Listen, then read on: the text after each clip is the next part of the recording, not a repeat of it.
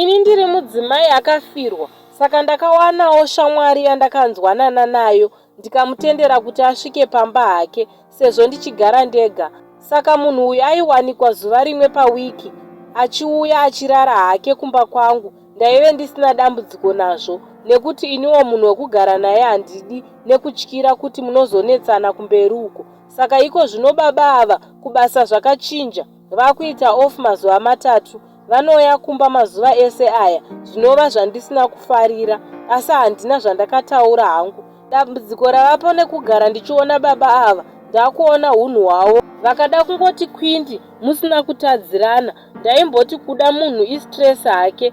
Iko zvino dambudziko iri riri kuwedzera, ini handichasununguki mumba mangu. Ndingaitawo sei vehama? Ndosiya here munhu ondodii ukatsiura unonzwa oti istress, asi stress yekuti hautotauri kana chiine mudiwa muri mumba. Havasi vane dambudziko here baba ava? Kana kuti ndina hangu ndiri kumhanya? Ndibatsireiwo vedu wei.